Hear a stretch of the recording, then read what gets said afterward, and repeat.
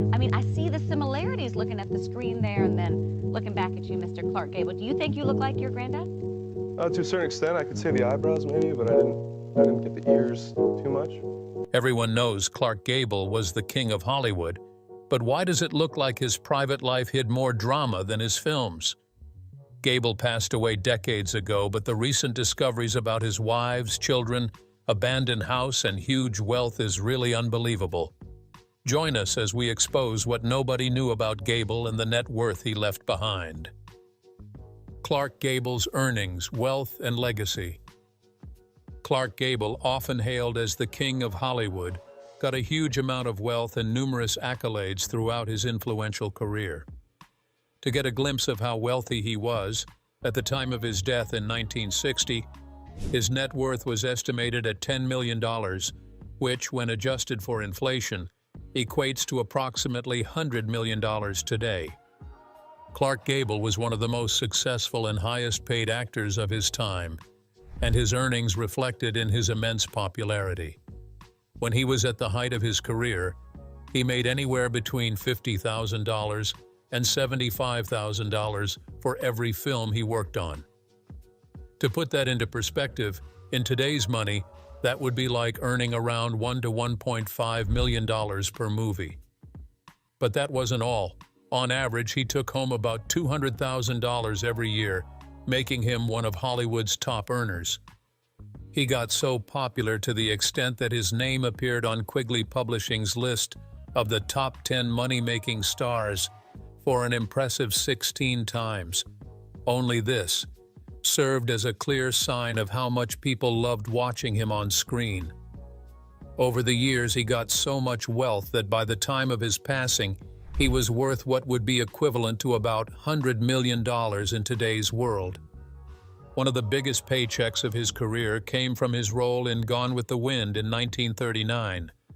For playing Rhett Butler, he received a salary of $117,917. At first glance, that number may not seem outrageous, but when adjusted for inflation, it would be the same as earning about $2.4 million in today's economy. That movie wasn't just a blockbuster. It was a cultural phenomenon that made him even more famous and contributed greatly to his fortune. By the early 1940s, Gable's earnings had skyrocketed to levels that were almost unheard of at the time. In 1941, his total income for the year was a staggering $357,500, which would be like making over $7.2 million today. That year, he became the second highest-paid person in the entire country. The only person who made more than him was Louis B. Mayer, a powerful studio executive who raked in $704,000, mostly due to a one-time bonus of $500,000. Gable's financial success wasn't just about numbers. It was a proof of his incredible talent and the love audiences had for him. His charisma and screen presence made him a household name, and his paycheck reflected just how much Hollywood valued him. He wasn't just another actor. He was a legend, a man whose name would be remembered for generations. It is also necessary to note that Gable's journey to financial success was marked by a series of iconic film roles. For instance, when he played the role of Rhett Butler in the 1939 epic Gone with the Wind, remains one of his most celebrated performances, contributing significantly to his fame and fortune. In recognition of his outstanding contributions to cinema, Gable received several prestigious awards. I do want to take this opportunity of expressing my thanks and sincere gratitude. He won the Academy Award for Best Actor for his role in the romantic comedy It Happened One Night in 1934. Additionally, he earned nominations for his performances in Mutiny on the Bounty and Gone with the Wind. Beyond the Oscars, Gable's legacy was further cemented with a star on the Hollywood Walk of Fame in 1960, honoring his enduring impact on the film industry. You might be wondering if Gable had wealthy parents that aided the extent of wealth he accumulated. Well, let's take a step back to his early life in order to find out how he laid a solid foundation for himself. How everything started. Clark Gable's story began on February 1, 1901, in a small town called Cadiz, Ohio. His father, William Henry Gable, worked as an oil well driller, while his mother, Adeline Hershelman, took care of their home. His father followed the Protestant faith, but his mother was Catholic. When he was born, his parents named him William after his father, but almost everyone called him Clark. His father even had a nickname for him by simply calling him the Kid. Clark's life took a heartbreaking turn before he even knew what was happening. When he was just 6 months old, he was baptized at a Catholic church in Denison, Ohio. But before his first birthday, his mother passed away. Losing a mother at such a young age is something no child should have to go through, but Clark wouldn't even get the chance to be raised in her faith. His father refused to bring him up as a Catholic, and that didn't sit well with his mother's family, the Hershelmans. Of course, they were furious. And arguments broke out, and the family was deeply divided over what was best for the little boy. Eventually, there was a compromise. Clark's father agreed to let him spend time with his maternal uncle, Charles Hershelman, and his wife on their farm in Vernon Township, Pennsylvania. It wasn't a perfect solution, but at least Clark got to know both sides of his family. Then, when he was just 2 years old, his father remarried a woman named Jenny Dunlap. Jenny stepped in as Clark's new mother figure, and she did her best to raise him well. She was gentle but firm, making sure he was always well-dressed and presentable. She had a passion for music, especially the piano, and she wanted Clark to learn as well. She gave him lessons at home, filling their house with melodies, but music wasn't his only interest. As he grew, Clark discovered a love for brass instruments, and by the time he was 13, he was already the only boy playing in the Hopedale Men's Town Band. Clark was a boy of many interests. He wasn't just into music, he loved working with his hands too. He and his father spent hours fixing cars, taking things apart, and putting them back together. His father was proud of this and made sure Clark also embraced the outdoors.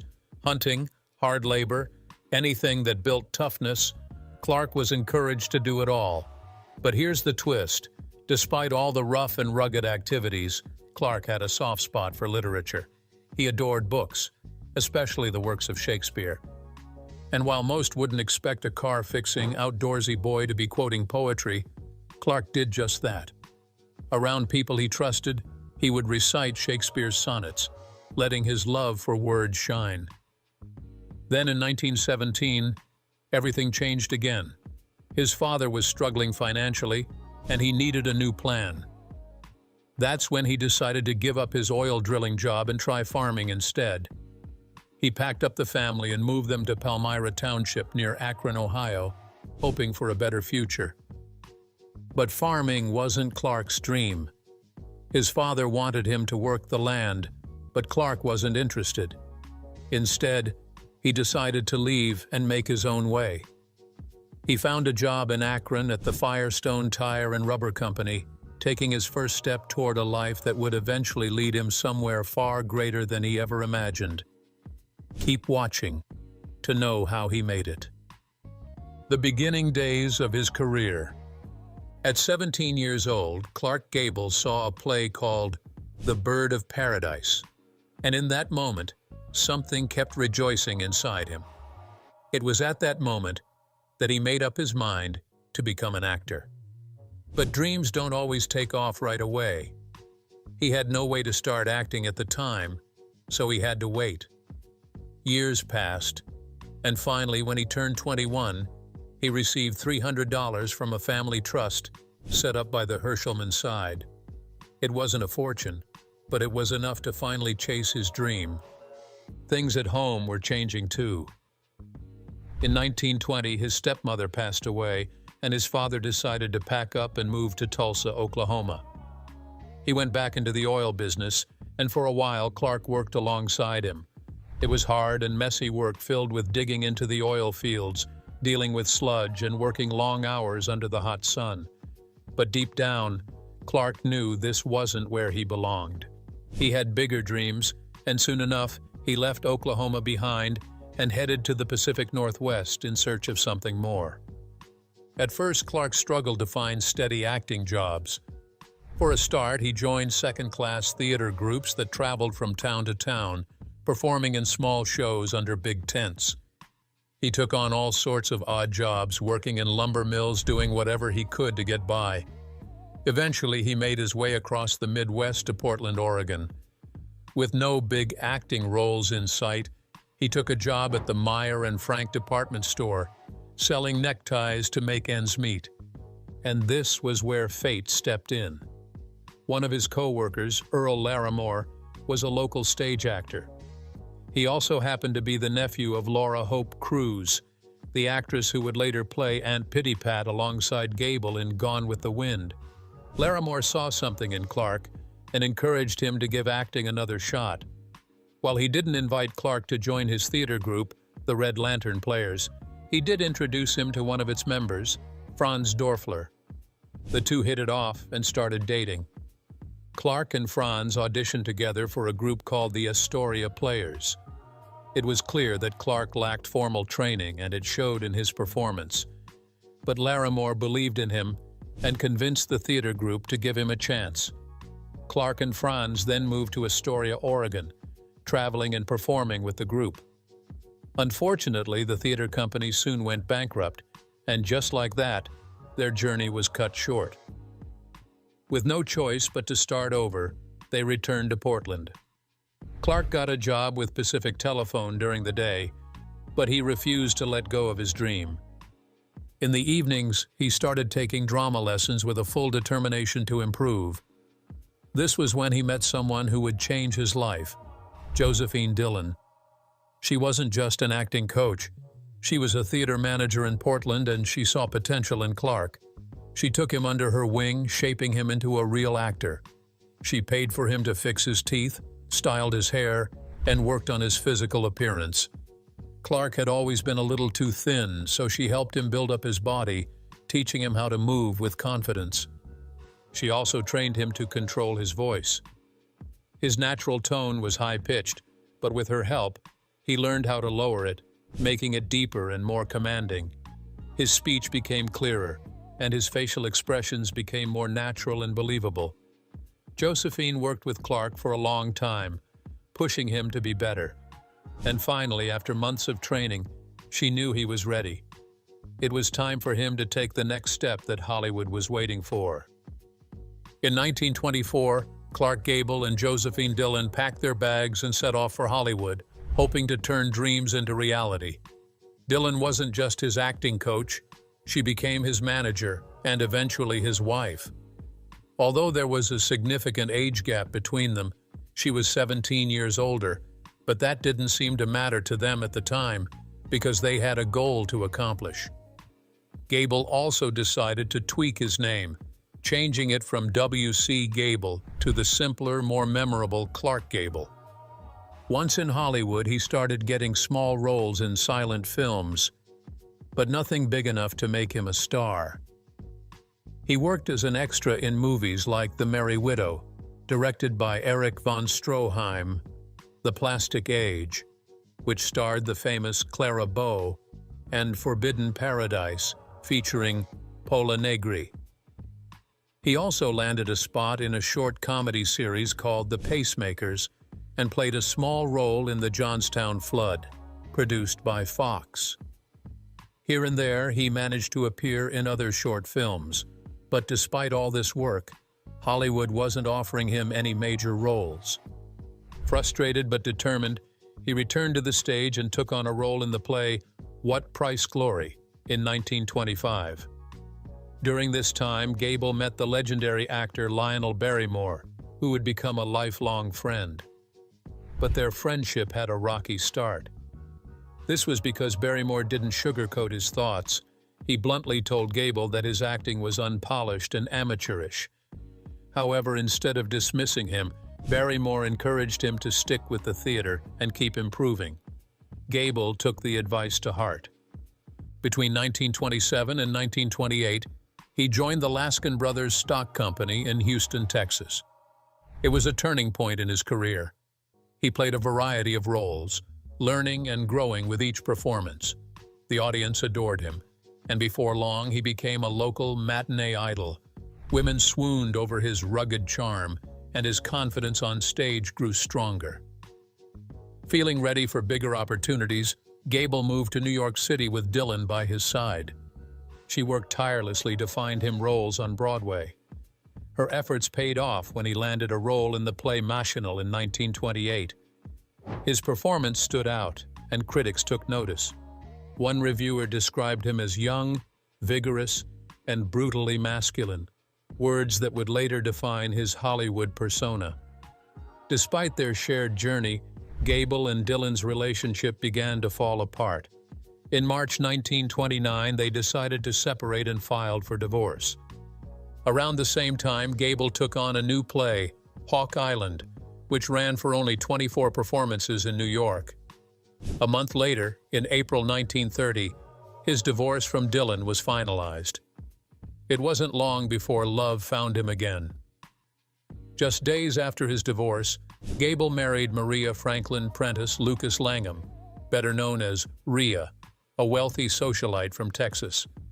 The couple eventually moved to California, where they remarried in 1931.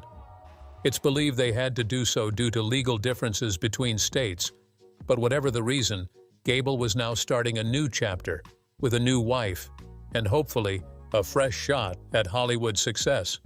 After a while in 1930, Clark Gable's career took a big step forward after he delivered a powerful performance as the intense and desperate character Killer Mears in the Los Angeles stage production of The Last Mile. His performance caught the attention of Pathé Pictures, and they decided to offer him a contract. This was a major breakthrough for Gable, as it led to his very first role in a sound film. However, the role wasn't glamorous. He played a rough and rugged villain in The Painted Desert, a low-budget Western starring William Boyd. Unfortunately, despite his excitement, things didn't go as planned. The film's release was delayed, and Pathé Pictures ran into serious financial trouble. With the studio struggling, Gable realized he had no future there and decided to move on. He left in search of better opportunities and found himself working at Warner Brothers. That same year, Gable took on another dark and menacing role in Night Nurse. This time, he played a ruthless chauffeur who heartlessly knocked out Barbara Stanwyck's character to stop her from saving two innocent children.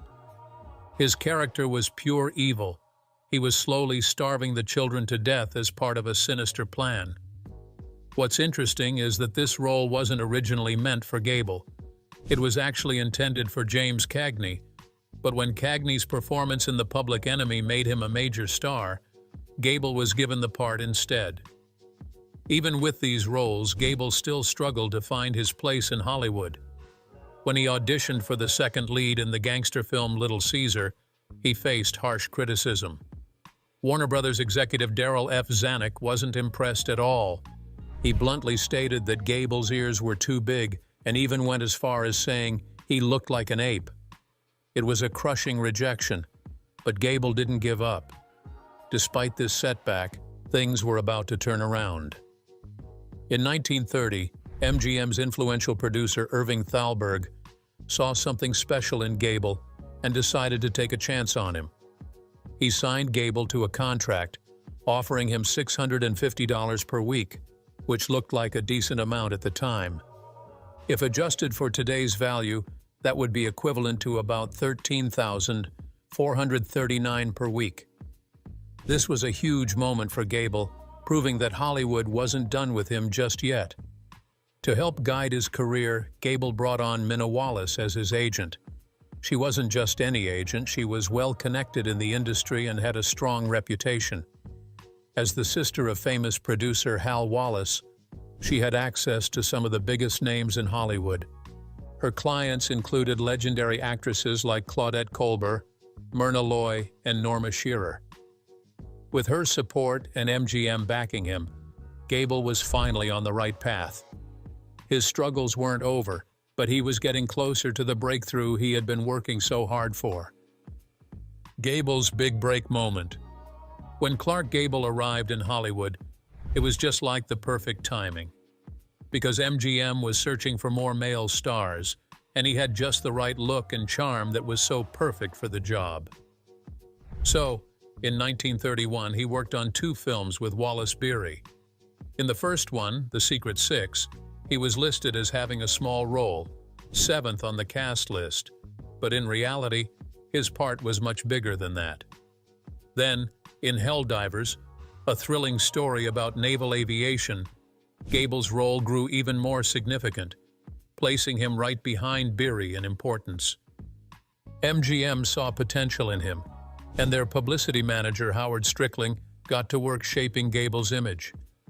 Magazines like Screenland played up his rugged and masculine personality, branding him as a tough, lumberjack in evening clothes type of man. Audiences were starting to notice him, and MGM knew they had something special. To boost his popularity, MGM decided to pair Gable with well-known actresses. Joan Crawford personally asked for him to star alongside her in Dance Fools Dance. The chemistry between them was undeniable. Louis B. Mayer, a powerful studio executive, saw their potential and wanted to capitalize on it. Not only did he cast them in 7 more films together, but he even made changes to an ongoing project just for them. Originally, Complete Surrender had another actor, John Mack Brown, playing the lead role opposite Crawford, but Mayer replaced him with Gable and changed the film's title to Laughing Sinners. Gable's rise to fame happened after his performance in A Free Soul.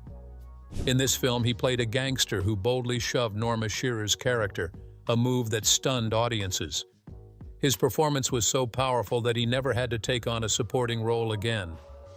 Fans flooded the studio with letters praising him, and MGM took notice. The buzz around Gable was undeniable. The Hollywood Reporter even declared that a new star had been born, predicting that he would soon surpass every other actor in popularity. With every new role, Gable's status as a Hollywood leading man grew stronger.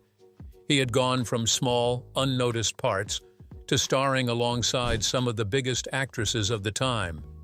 His charm, confidence, and undeniable screen presence made it clear that he was a star on the rise, and Hollywood was taking notice. Now, let's examine the kind of personal life he lived and how the quest for fame affected him. The personal life that got people talking. Gable didn't just have a life full of fame and fortune, he also had a love story filled with passion, heartbreak, and deep emotions. His journey through love and family was just as dramatic as the movies he starred in. He married 5 times, but the appalling thing was that not all of his marriages were happy. His first wife, Josephine Dillon, was much older than him. She helped shape him into a Hollywood star, but their marriage didn't last. His second wife, Maria Rhea Langham, was wealthy and connected, helping him climb the Hollywood ladder. But Gable's heart longed for something deeper. Then came Carole Lombard, the woman who truly stole his heart. Their love story was something out of a fairy tale. They were playful, deeply in love, and the perfect match. But their happiness was cut short in the most heartbreaking way. In 1942, Carole tragically died in a plane crash. Gable was shattered. Those who knew him said he was never the same after losing her. He even joined the military after her death, as if trying to escape the pain.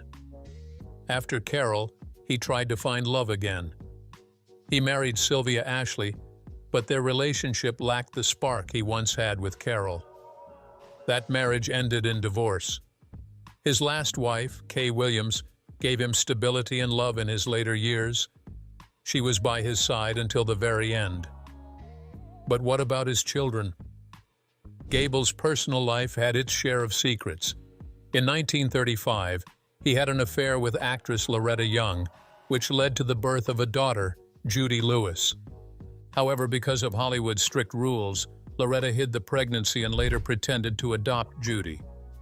Gable never publicly admitted he was her father, though many people believed he knew the truth deep down. Years later, with his last wife, Kay, Gable finally became a father in a more open way. Sadly, he never got to meet his son, John Clark Gable, who was born 4 months after he passed away in 1960. John Clark carried his father's famous name and had children of his own, Kaylee Gable and Clark James Gable. His grandson, Clark James, became known for hosting the TV show Cheaters, but sadly passed away in 2019. When Gable died, most of his fortune went to his wife, Kay, and their son, John Clark. Judy Lewis, his daughter with Loretta Young, did not inherit anything, since Gable never officially acknowledged her as his child. Clark Gable's life was filled with incredible highs and heartbreaking lows. He was a star, a lover, and a father, leaving behind a legacy that still captures hearts today. His story reminds us that even Hollywood's biggest legends had their own struggles, dreams, and regrets. Speaking of leaving a legacy behind, Gable was so wealthy that nobody could believe there would be stories about an abandoned building relating to him. Could it be that his family got tired of maintaining it, so they had to leave? Let's take a delightful stroll down memory lane and uncover the story behind this mysterious residence. Tales of an Abandoned House. Back in 1939, Clark and his beloved wife, Carol Lombard, stumbled upon a charming 20-acre ranch in Encino, California. Originally built in 1933 for director Raoul Walsh, this picturesque property consisted of a 9-bedroom main house, citrus groves, alfalfa fields, and even a barn complete with a pigsty and henhouse. Enchanted by its rustic allure, the couple purchased it for $50,000 and affectionately dubbed it the House of Two Gables. Tragically, their fairy tale was cut short when Carol died in a plane crash in 1942. Heartbroken, Clark enlisted in the U.S. Army Air Corps. Upon returning in 1944, he contemplated selling their cherished home, but ultimately decided to stay. Over the years, he shared this abode with his subsequent wives, Lady Sylvia Ashley and Kay Williams Spreckles. Then in 1960, while tending to a tractor tire in the driveway, Clark suffered a heart attack. He was taken to Hollywood Presbyterian Hospital, where he passed away 10 days later. Despite being married to Kay at the time, Clark was laid to rest beside Carol at Forest Lawn Memorial Park in Glendale. Kay and their son, John Clark Gable, continued to reside at the ranch until 1973, when they sold it to developers. Today, the once expansive 20-acre estate has been transformed into a housing tract known as the Clark Gable Estates. Ultimate goal was to commemorate his life and his film career, and the way to do that was to re-erect the house. Streets like Terra Drive and Ashley Oaks pay homage to his legendary role in Gone with the Wind. While the original house still stands, much of its surrounding land has been subdivided. The property, now located at 4,543 Tara Drive, retains its wooden archway and charming white picket fence, serving as nostalgic reminders of its storied past. Isn't it fascinating how a home can hold so many stories, echoing the laughter, love, and legacy of those who once dwelled within? The end of a legend. On November 6, 1960, Clark Gable was rushed to Hollywood Presbyterian Medical Center after suffering a heart attack. At first, the news didn't seem too alarming. Doctors said he was in stable condition, and newspapers reassured fans that he was doing fine. People breathed a sigh of relief, thinking their beloved King of Hollywood would be back on his feet in no time. For the next few days, things looked hopeful. By the morning of November 16, there were signs that he was improving. It seemed like he was winning the battle. But then, out of nowhere, tragedy struck. That very evening, Gable suffered another heart attack, this one much worse. His body simply couldn't fight anymore. An infection had made things even more dangerous.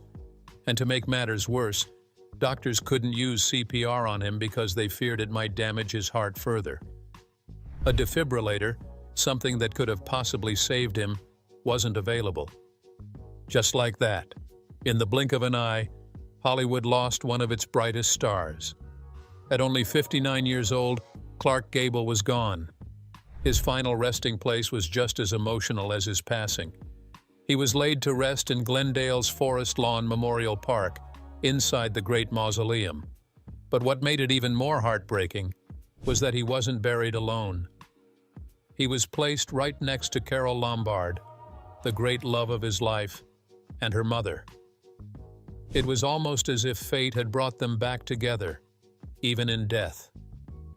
Hollywood legends Spencer Tracy and James Stewart were among those who carried him to his final resting place, making sure the king received the farewell he deserved. But the story doesn't end there. 22 years later, his widow, Kay Gable, passed away, and when the time came, she was buried right beside him. Even after death, Clark Gable remained surrounded by the people who mattered most to him. His legacy, his love story, and his unforgettable charm live on and forever in people's hearts. If you enjoyed this video, like and subscribe, and also click the next video shown on your screen.